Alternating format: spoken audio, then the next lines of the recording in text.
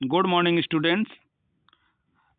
I am here for the explanation of stanza 5 of the poem The Roadside Stand by Robert Frost.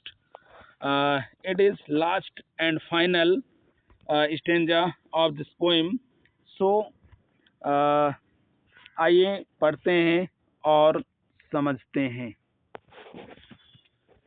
No in country money, the country scale of gain. No in country money, the country scale of gain. The requisite lift of spirit has never been found.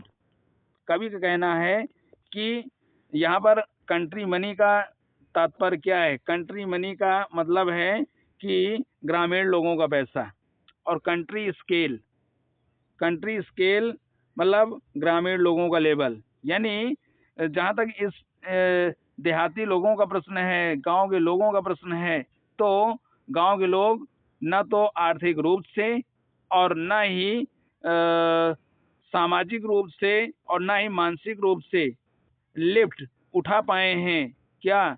अपनी भावनाओं को, अपनी सोच को ये लोग नहीं उठा पाए हैं.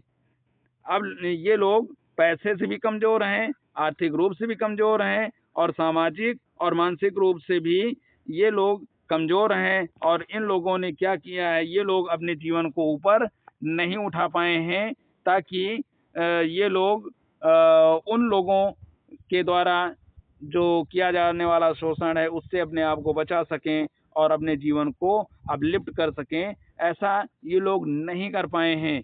Are so the voice of the country. Voice of the country, voice of the country का मतलब होता है कि जो देहात में रहने वाले लोग हैं, इनके जो विचार हैं सीम्स टू कंप्लेन. ऐसा लगता है कि वैचारिक रूप से ये लगातार शिकायत करते हैं और ये बताते हैं कि ये सरकार हमारी मदद नहीं कर रही, ये गवर्नमेंट हमारी मदद नहीं कर रही.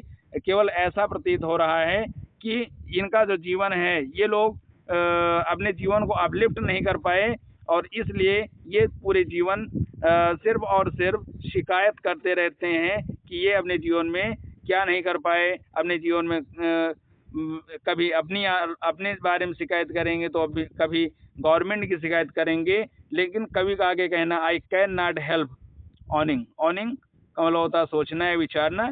आई can not help owning the great relief. कवि का कहना है, कवि का मानना है कि ये लोग जो अपने जीवन को कभी ऊपर नहीं उठा पाए, अपलिफ्ट नहीं कर पाए, और जो कभी पैसा नहीं कमा पाए, लगातार ये लोग गवर्नमेंट के ऊपर निर्भर रहें. और तो कवि का कहना है कि ग्रेट रिलीफ कवि का कहना है कि सरकारों से उनका अनुरोध है कि अगर आप इनको जो है इनके जीवन को ऊपर नहीं उठा सकते तो क्या करें. Great relief it would be, इनको बहुत बड़ा राहत मिलेगा.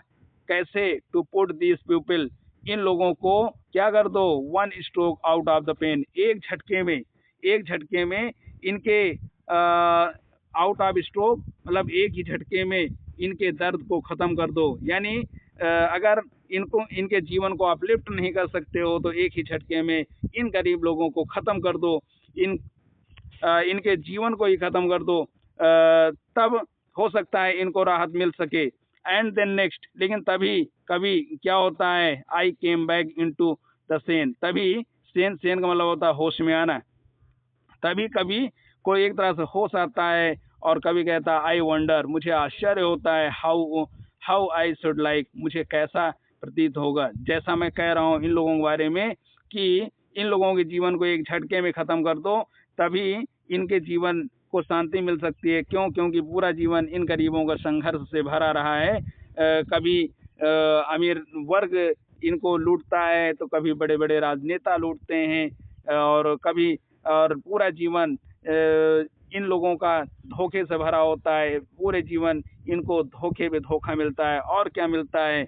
कवि कहता है कि हाउ शुड मतलब I wonder how I should like, मुझे कैसा प्रतीत होगा टू कम टू मी, अगर ऐसी स्थिति मेरी हो, and offer to put me gently out of pain, और कोई इस तरह के दर्द से, इस तरह के कष्ट से छुटकारा पाने के लिए इस तरह का प्रस्ताव मेरे लिए करे, तो कैसा प्रतीत होगा. कवि को बहुत अपने आप पे पछतावा होता है कि उसको ऐसा लगता है कि क्या मुझे अच्छा लगेगा, और ये जो शब्द मैं बोल रहा हूँ कि एक ही झटके में इनको ख़त्म कर दो, क्या ये शब्द अगर हम इन गरीबों के लिए बोल रहे हैं तो क्या इनको ये बात अच्छी लगेगी? तो माय डियर स्टूडेंट्स, जहाँ तक हो सका है मैंने आपको समझाने का प्रयास किया, और अब इस पोएम के एमसीक्यूज के साथ मैं आपके बीच में फिर हाजिर होऊंगा। लेकिन आप लोग इस पोएम को समझिए, बहुत ही टॉप क्लास की पोएम है। मैं समझता हूँ कि रॉबर्ट फ्रॉस्ट साहब की बेहतरीन पोएम्स में से ये एक है। Please like share subscribe. Robert Frost के सभी पोएम्स को हम अटेम्प्ट करेंगे 1 बाय 1, और इसकी एक मैं सीरीज ही चला दूंगा, और यूपी पीजीटी से लेकर के हर जगह पर जहाँ पर भी रॉबर्ट फ्रॉस्ट पूछे जाते हैं, रॉबर्ट फ्रॉस्ट के लगभग हर पोएम को हम कवर करने का प्रयास करेंगे। बहुत बहुत धन्यवाद।